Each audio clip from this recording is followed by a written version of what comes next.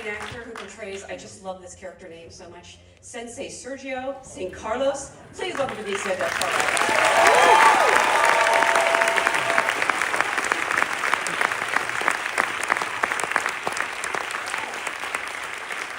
We have a fantastic actor who you may have seen her award-winning turn in 1001. She plays Perfidia in the film. Please welcome Tiana Taylor.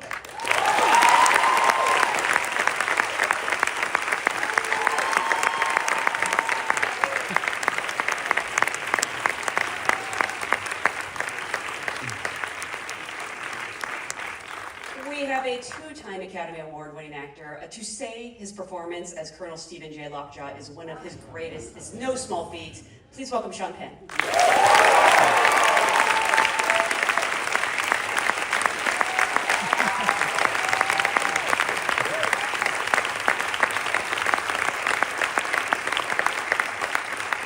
An actor we all love, we all know she's a comedic genius on screen. She absolutely breaks our heart in this film. Please welcome Regina Hall.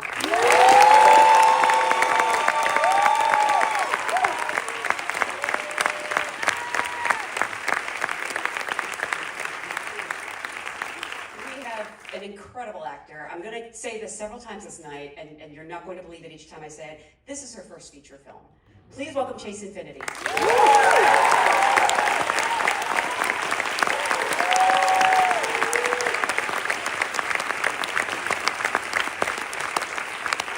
We have another Academy Award-winning actor. This is someone who has never delivered a less than exceptional performance. His portrayal of Bob Ferguson is no exception. Please welcome Leonardo DiCaprio.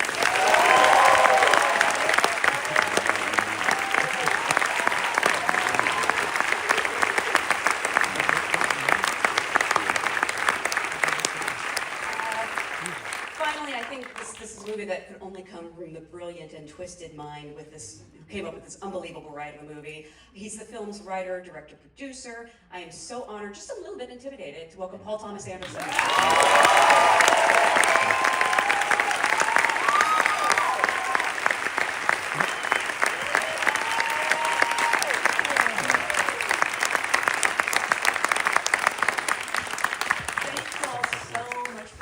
Congratulations on the funniest, most dramatic, tensest movie of the year.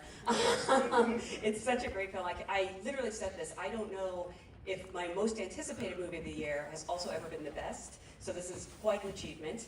I think this audience would agree with me. This is not an audience of your fellow actors. So I actually love to go back to the beginning, the very start, and ask, how did you get your SAG card? What was the job?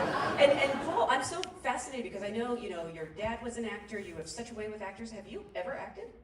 Oh, no, I haven't. It's too late for me.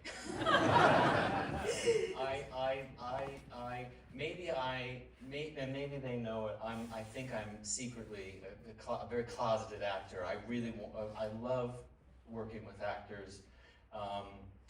It's the great thrill of making a film for me. It's the best part of the job. So, but I have no desire to be an actor because I know too many good ones that I want to see do it. You never did like a school play or anything? No. Wow. Not even like a Christmas pageant or something? No, I wanted to write them Wow. and point them around and tell them what to do. I didn't want to do it. That's amazing. Leo, for you? Oh God, it's been a long time. I think I got kicked off of Romper Room. I remember that when I was very young, running up to the camera and saying, "Look at me." But then it was either Mickey's Safety Club, which was an after-school special thing, or a Matchbox toy car commercial where I played a gangster. And I think that's how I got my SAG card and became an actor. A child gangster? I was 12 years old. I was a child gangster. I've always been a child gangster. Chase, for you? I got my SAG card from my very first job I did, which was Presumed Innocent. Wow. Your first TV show? Yes. Wow, that's amazing. Yeah. Regina, for you? I did a McDonald's commercial. Yes. Yeah. And my line was, "And some McDonald's fries." And I thought I was going to be famous. I walked around the street like this. No, but that one person recognized me. It was so bad. Well, you weren't wrong. It just took a little longer. Yeah, like 20 years. Sean, for you? There was a Barnaby Jones episode where he was investigating a rehab center for teenagers where one of the counselors was selling us drugs. And Ed Harris was the counselor, and Madeline Stowe was the special guest star, and I was somewhere down there and had a few days on that. And, Wow, you're a kid. I thought you were gonna say you were the counselor. You were the kid. say again? I thought you were gonna say you were the counselor, but you were the kid? I was 19 years old, yeah. Wow, amazing. Tiana, for you? I did this movie called Stomp the Yard 2, and that's how I got my little SAG situation. I was like, She's gonna tell me no, but my SAG card came in. I was so excited that I was actually happy to pay my dues too. I was like, okay, I gotta pay my little monthly dues. Okay, cool. Benicio? I was a guest star in a TV show called Private Eye, and the great Lupe Ontiveros played my mother, and Margot Kidder was in it too. Oh, wow. It was just going in there and jumping fences, Oh, amazing. tucking and rolling. Yeah. Cassandra, have you ever, I feel like you have to be an actor. My because mother was a SAG actor and Really? would not allow me to be an actor. But you She not allowed me to go to acting school. When she found out I was a play, she was like, absolutely not, and shut it down.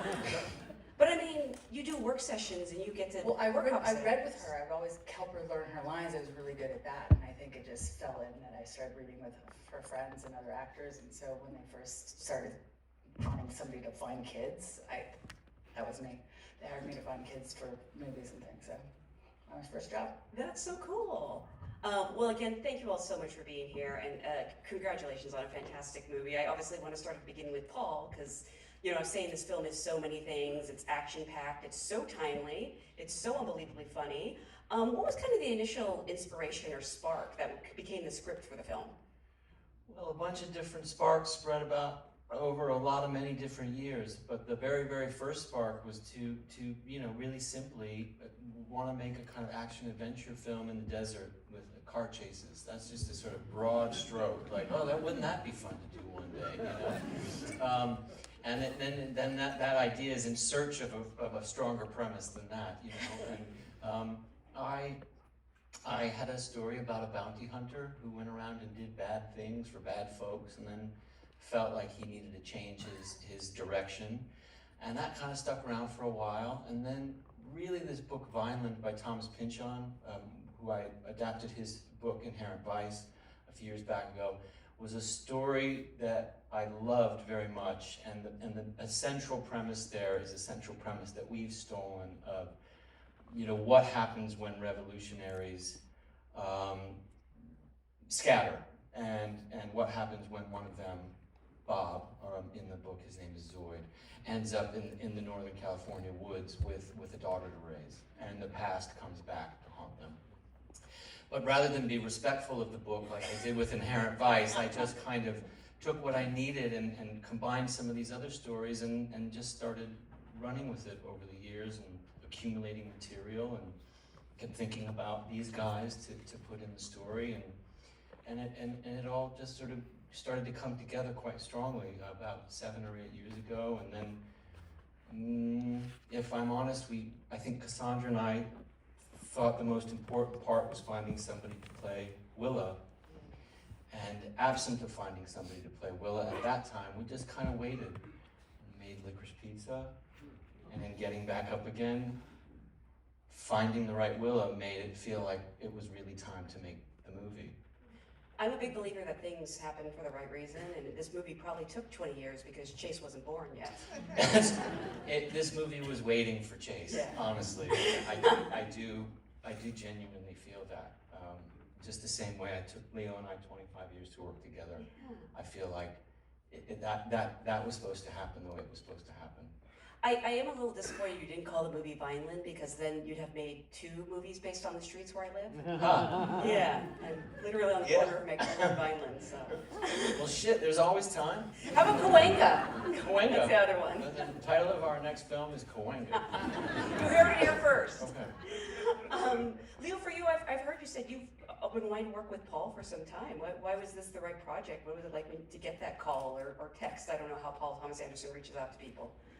It's kind of a ongoing conversation, and a lot. You know, he's talk with them and hires my dad for a movie, and then you continue to run into each other. And I got that thing, I'm brewing on it. I just love that this was something that he'd been thinking about for such a long period of time, and I love the idea, the premise of this. You know, this. What Bob was to me was obviously a revolutionary, but he's so disconnected from the reality that he lives in. How he's supposed to raise his daughter, he's completely incapacitated. He's a drunk, he's a stoner, and then his past comes back to haunt him. And just the singular idea of not having an obvious through line with a character that would spring back into action, and everything sort of stops the moment you realize he can't remember the goddamn password. And those one singular ideas kind of consume the entirety of the narrative and the character. He's just propelling himself forward, even though he's constantly making mistakes and he's not, you know, achieving what he's supposed to achieve in the movie. But I think we'd be remiss to not mention, you know, a very pivotal person that was a part of this, and that was Adam Sumner, who both of us mutually worked with, and was a very beloved, dear friend of ours. And I think kind of said it's time. I think he said that to Paul. It said, you know, I just worked with Leo. I think it's time you guys do this. And he was really the glue in a lot of ways that I think made this project happen for the both of us. I just have to say, and I think actors will appreciate this, the scene on the phone, first of all, the guy's just doing his job, but we all feel your frustration. That actor is fantastic. Were you actually working with him? You're kidding. Okay, was he on the phone or in the room, or? Wow. Both. Wow, because you really feel your frustration. I was like concerned about you afterwards. Yeah. The wokeness became entirely too much. I had to get a massage yesterday, and someone asked why I was so tense, and I was like, well, I just saw this movie, and it's got these chase scenes, and I was like, but there's a scene on a phone where I just got so frustrated. So truly felt it. And Chase, I'm gonna say it again. I can't believe this is your first film, and I'm sure every actor here wants to know the story of how you got cast, how you landed this amazing role. Where did it all begin? Was it a self-tape? Did you meet Cassandra? It was a self-tape, and I was about like a month into shooting Presumed Innocent, and I got an email in my inbox, and it said PTA/CK production, and I was like, okay, cool, and sent it in, didn't think anything about it, and then about a month later, I got a call from Cassandra saying, hey, Paul would like to meet you, and I was like, okay, cool, sounds great, and then she gave me details about what to prepare and what to practice. And then before she hangs up, she goes, also Leonardo DiCaprio and Regina Hall are gonna be there to do a chemistry read. And then was like, okay, I'll see you there. And I was like, excuse me? And then I go to the chemistry read, and it went great, and didn't really think anything about it. And then I just kept getting calls back from Paul and from Cassandra to come in for a camera test, and I got to read the script and just to have a lot of great in-depth conversations with Paul. And then it kind of went silent for a while. And then in October, Paul called me and asked me to come out to do some karate training as like a final audition. And then right before I was about to go back home to Chicago, he was like, so you got the part. Okay, so this is what we're gonna do next. And I was like, okay, cool, we're hitting the ground running, I'm ready to go. It's amazing. Cassandra, I mean, it's obvious seeing Chase in the film, but what was it about her tape that stood out, or what was it that caught your eye? Well, first of all, she's one of the most unique looking people I've ever seen in my life. And in fact, there was a time where I even asked you to send me pictures of your family. I wanted to see like everything and everybody, but also like your dance tapes. When I saw her be able to dance and do her K-pop routine, I was like, she can learn martial arts. And you then told me you had been teaching kickboxing to pay through school, and I was like, this is great. We went to gym together, and actually did some kickboxing, and we videoed it, and I was like, she's checking all the boxes. It was a very, very, very tough role. I mean, all the things that this girl needed to be. And there was Chase, thank God. Was it the most challenging role to cast in this movie, or was that something else? Well, it was the first challenging role, I would say. They all become a little challenging at some point, because it's like people are closer, it's this, but we really need that. I mean, Tim Smith was really hard, really, really hard. And once again, I call Mr. Hoogenacker an absolute unicorn, because it was another thing. It needed this. And, and we're so detail oriented, I think, Paul. I think we gotta get over that a little bit. I mean, it's like why it takes us so long. That's why Chase didn't hear from us for a few months. We sit and we think, we overthink, we talk, and we're like, well, let's do one more thing. I was actually going to ask if there was like some sort of chemistry read, and Regina, I'm fascinated to hear, you being there as well. What was that sort of like? I mean, you're going in and you're auditioning for a big role, but you also have these two amazing actors you're working with. Obviously, it worked out. I would definitely say so. How did you psych yourself up for that? I really just, if anything, was trying to be like, okay, I'm here to do my job and make sure that I do it well and show for the other people in the scene, regardless of who they are and their status and their accomplishments. And I think that just grounding myself in that thought of being like, I'm here to show up for myself and show up for Paul and show up for Leonardo DiCaprio and show up for Regina Hall, I think that really, if anything, centered myself and let me hone in to Willa. Can I ask what the scene was that you did, or was it a different scene? Yeah, it was a Bluto scene. Yeah, I think it was the scene, when at the kitchen table, right? Is that right? That was And the then I first think one. we did the scene, when we did the scene with Regina in the bathroom, I think. And maybe there was another scene in the van that we did too, We did the box scene that was not in the movie anymore. Which one? The box scene. The box scene, yeah. The fight. Yeah. We did a well and proper audition. But it was a lot of fun.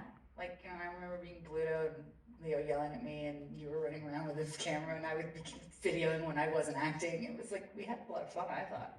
Yeah. Was it fun for you, Chase? It was like the best playground day ever. I got to play around with some incredible actors and a director who, I mean, the scope of his mind is insane. And also it was just so funny watching him walk around, like video everything on his iPhone and be like, okay, nice. Okay, next thing that we're gonna do is this. So it was a lot of fun.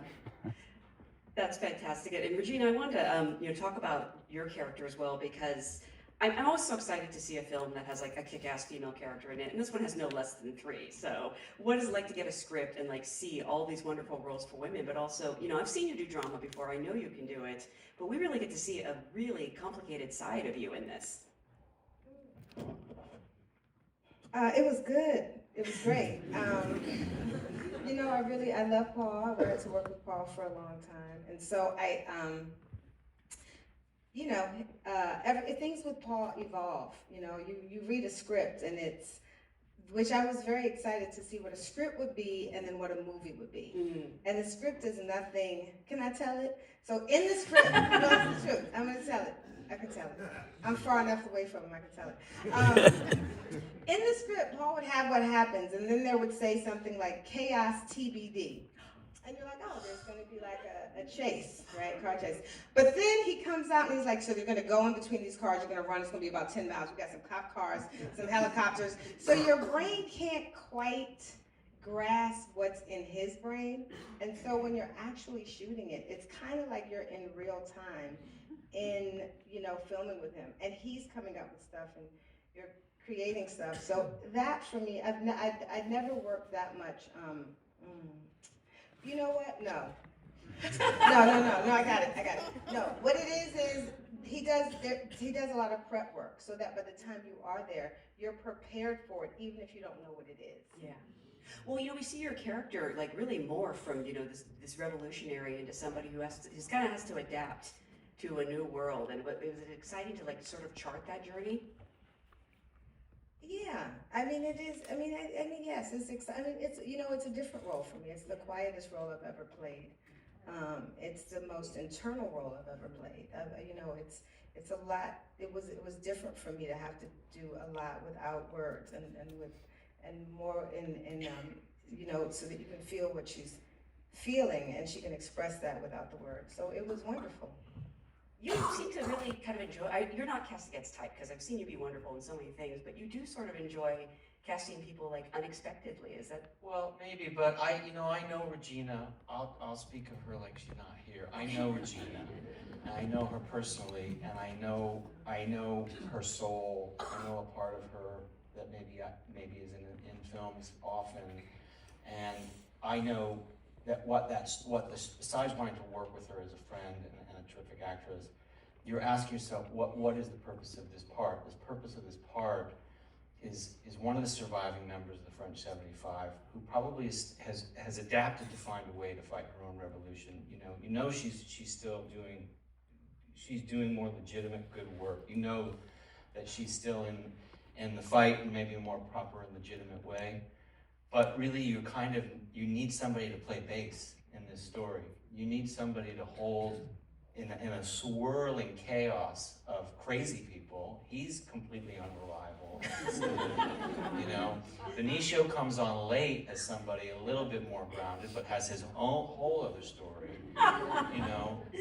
The probably the most potentially sane person is Chase, but she's handcuffed. So you're casting somebody, and what you get by having Regina is a soulfulness and a grounding quality that the story desperately needs. And you also need to know that, at least temporarily, Willa is in good hands. Yeah. I think that helps an audience progress through the journey.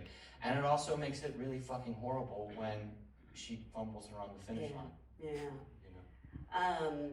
Sean, Lockjaw is such a despicable character, but I mean he is, okay, but I love that you don't necessarily play him as a villain. He is incredibly complicated. He's very dedicated. The word that kept coming to mind was righteous. I kept kind of thinking he was like Javert in some ways. Can you talk about approaching even someone like this as a three-dimensional human and preparing for the movie? The most accurately I can answer that without going on and on is I don't dance. And the reason I don't dance is because if people see me dance, it damages them. But in lieu of dancing, I act sometimes, and I find that sometimes that doesn't offend people. And I am a guy sitting here sort of like, if you think of a social occasion you were at, I don't know, 8, 9 months, 10 months, a year ago, maybe you had a little drink and someone put the music on and danced. Well, Paul's script was that music. I danced. I kind of don't remember how else I got there. And here we are.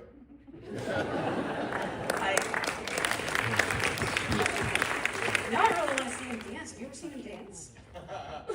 I got injured watching it one time.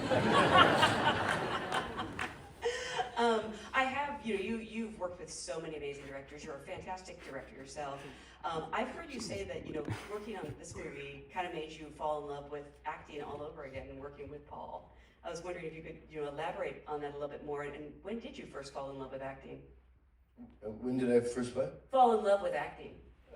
Sort of by accident, because I had started with Super 8 movies with the idea of directing, because I like to pick where the angles were when in high school. Inspired by my younger brother, who was already doing that. And it turned out that I was in a small group who didn't do homework. And so when we would shoot at night, the Ektachrome film that you could get with the magnetic strip, I had to also act. And it was occurring to me that I really liked directing, but that in what world would I ask someone to entrust millions of dollars on my back to do that? So the next best thing was to follow through on the an actor, Anthony Zerbe, who I thought is a wonderful actor, and he had come to career day at my high school. And there was something about his boots that I identified with an actor's boots. I thought I'd walk in them, and I bought a pair just like them at Florsheim. And that was kind of, and then I just jumped into theater, and it was like that. That's amazing. Did you ever see him again, Anthony, after that? Yeah, I did. I spoke to him maybe 10 years ago. My father directed television, and I remember that he had very high regard for Anthony Zerbe, and I think I might have even been on a set once. He had a great face and very, very good actor. He was always the special guest star on one of the other shows in the 70s. Oh, that's fantastic. And by the way, I'm not convinced that Lockjaw's dead, because that's a guy survived a gunshot to the face and a car crash. You know, there's plenty of Jason movies. That guy didn't die. Michael Myers came back. Just saying. Seems kind of invincible. Sequel, possibly. I'm in. And that will be Cahuenga. Yes. Actually, I think I want you to call your next movie Chaos TBD. Chaos TBD. I like that. The only reason I write Chaos TBD is if you're writing a script, no one wants to read about a car chase. It's like they don't want to see a car chase. You don't want to read about it. It's boring. You know, there's no way to make it exciting. Tiana, again, your character is so complex. I so admire her, but I'm also, I get angry at her. What were sort of your initial thoughts when you read the screenplay, and how did, this casting come about? It's actually crazy because I knew so much about Perfidia before I had even got eyes on the script. I remember I was on a road trip and I got a call. It wasn't from an agent, it wasn't from anybody but Paul. He was like, "Hey, what's up?" I said, "Who the fuck is this?" I had been on the road for so long, and it's like, you would never think in a million years that PTA would be calling your phone. She's like, "Hey, what's up?" I'm like, "Who the fuck is this?" He's like, "It's Paul." So, I was like, "Oh, what's up?" I was like, that's a really good imitation. So, like bedroom voice? No, it was very smooth. But he's already a gentle leader. Like even on set, he's just like, "Yeah, let's just fucking go. Let's get it." It's just always that voice. You know, it's so soothing too. You know, but when he called and he said his name, and it's like I could change my, "Oh, hey, what's going on? How you doing?" You know, he was like, "I have this character. She's so special to me," and we kind of just chopped it up from there. And I was like, "Listen, I'm willing to ride. If you ride with me, I'm riding with you. If you fucking with me, let's do it." And we really that's really been my role though. My hair got a little bit longer, but it was the Pixie twins. So I used to call them twin. I'm like, what we doing, twin? Like, let's just do it. And we did a camera test, and the rest was history. We did a lot of workshopping, and we played with Perfidia's layers, and we created a color palette for her. It was an amazing honor to be a part. Did you also have any kind of a chemistry read with Leo?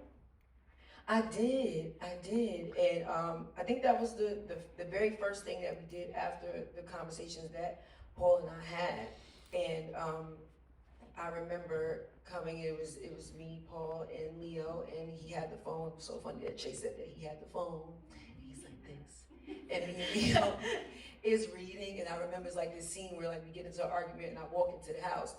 So Paul's in the house filming. He's like, yeah, you did it. It was like a proud uncle, and I was just like, it was just so dope to see him so invested and so proud. And I already was gonna go hard for him regardless, but after that, to see someone believe in you so much, after hearing so many no's and seeing this icon, this GOAT, give you that yes, it meant everything to me. And I knew from that point on that it was just this is either mine to lose or mine to keep. Yeah. And I'm here for keeps. Yeah. So I continue to put in the work. I think her imitation of you is pretty good. What do you think you sound like? So it was like Barry White calling you on the phone. Hey. Paul will definitely call you on the phone like this. That's Paul. Leo, I'm gonna guess it's been a while since you auditioned for anything, but doing chemistry tests with people like this, I'm sure you have a certain empathy having been on the other side. What do you sort of, think or do to put them at ease? Yeah, it was interesting. Like, with Paul, it's a process. It's not like a strict, specific audition. You have your lines, but then you improvise, and then have another conversation, and you come by for a visit, a lunch. You hang out a little bit, maybe do a little karate, like you said. It's like, do I have the part? But I think we knew that, Chase here, getting Willa was the heart and soul of the movie, and so a lot of thought was put into who this young lady would be that would really carry the emotional weight of the movie. So we just kept meeting with her, and I don't know, the more we got to know her, she embodied this sort of ferocity, this fighting spirit from her mother, but also this incredible innocence as well, and this strange father-daughter dynamic started to develop, and this idea of phones and the miscommunication between generations. Here I am, sort of off the grid, and of course, my daughter would have a phone. She would have a phone, and she would, betray her dad, and that became a whole. All that stuff came from this. You call it a chemistry read, but I think it was digging to find who these characters were, and then of course with the Perfidia character, we just knew that she would bring that amazing dynamism and the improvisation, because we're all in the wake of her carnage throughout the rest of the movie. I mean, every character is affected by her actions, and we needed somebody with that type of ferocity and talent like Tejano. And I love your scenes with Benicio. The whole section of you two together. I'm demanding like a buddy movie, road comedy movie called Cahuenga. Benicio, what I really want to know is was this part as fun as it looked? Because it looks like you were having a blast. You get to throw Leonardo DiCaprio out of a moving car. Yeah, I was taking care of the diamond, making sure he doesn't fall. That's the future of Hollywood right there, the future of our movie. So I was paying attention. But I think the one thing that Paul does that is, aside from the fact that he's really prepared, that he's what he is, one of the great filmmakers working right now, he creates this ambience on the set where he loves to laugh. And all I remember was laughing with him.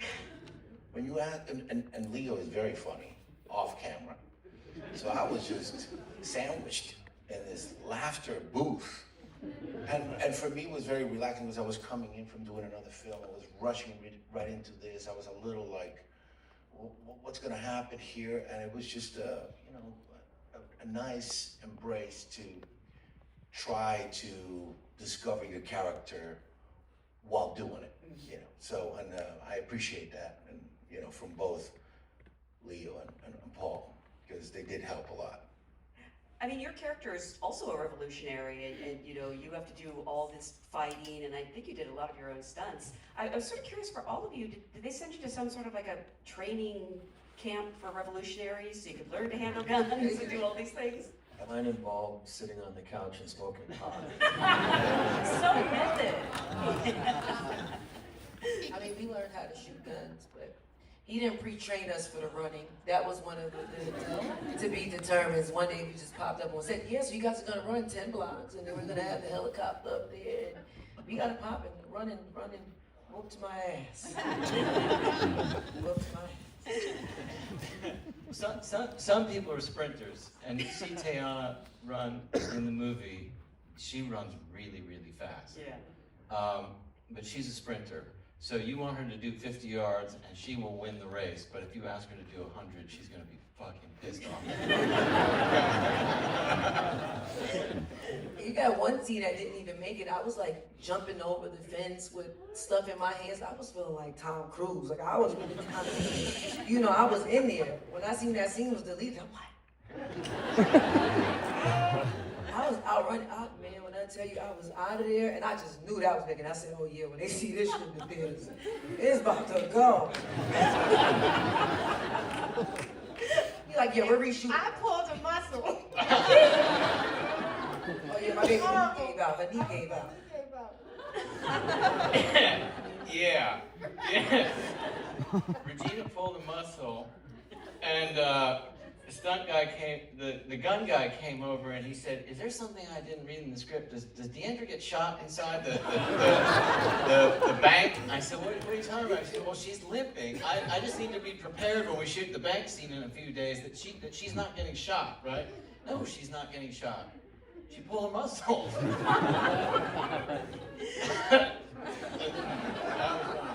Revolutions are hard. Sean, your character, I mean, there's so much about him, the way he walks, the way his hair looks. I'm just sort of curious how you knew that character, if you put in any specific research or looked into, if you knew something about people in the military. Well, there's of course you're doing that, but the center of it was, like I said, you sort of hearing the music of it, and then sitting down with Paul, and we did a couple of times, I think, went through the script page by page, and here and there I'd offer him a little sense of that dancing that I will show,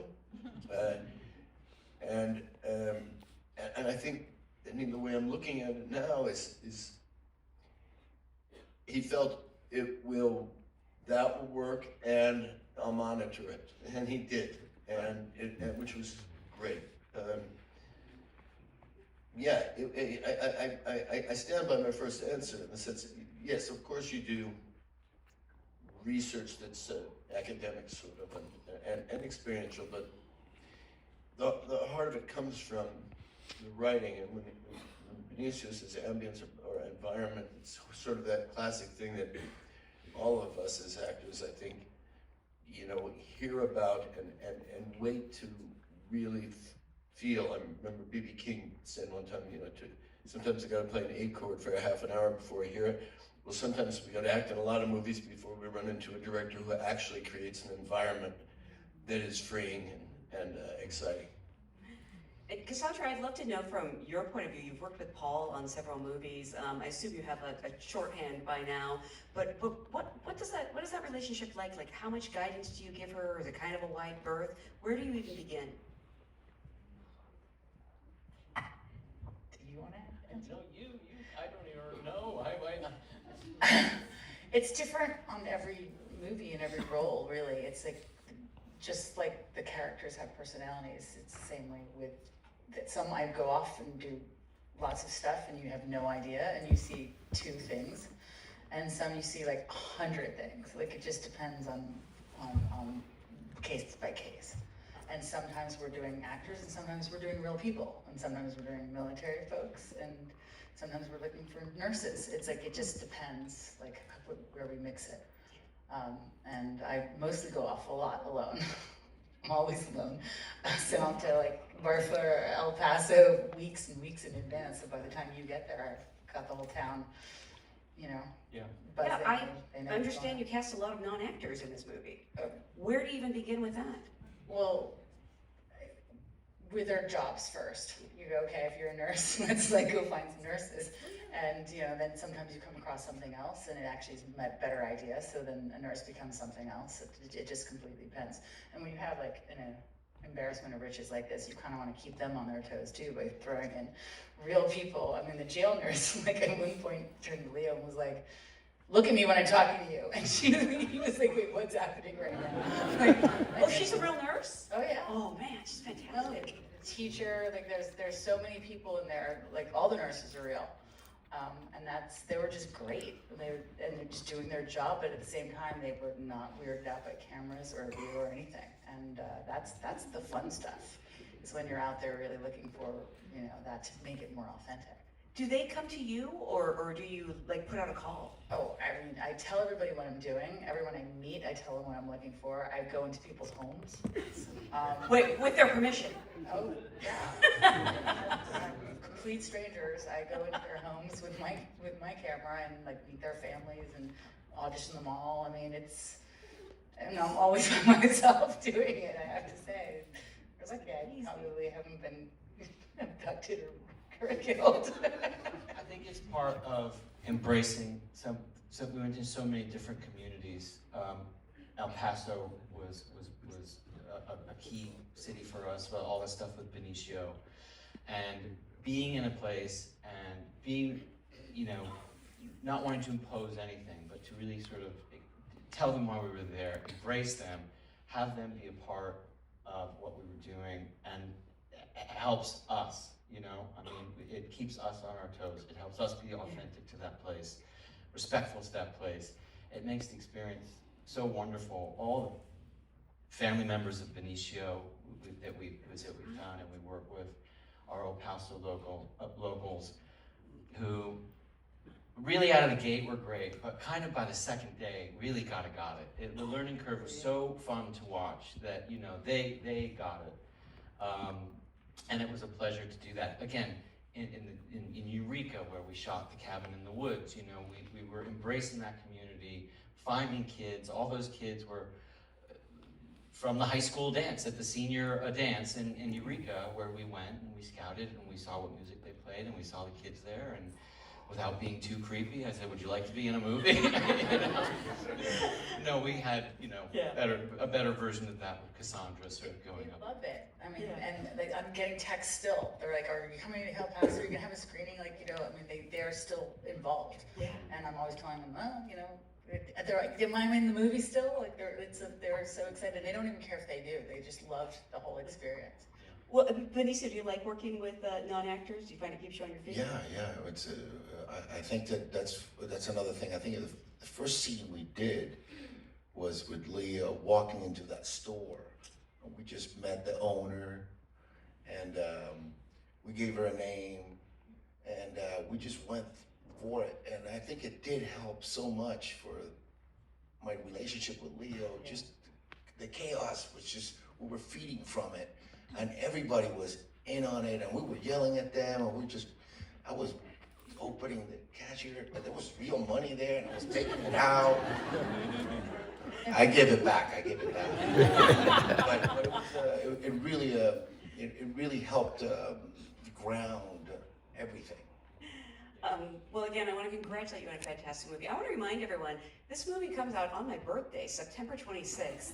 So as a gift to me, please pay to go see it. Spread the word. I want to thank you for being a great audience. Thank you all so much for being here.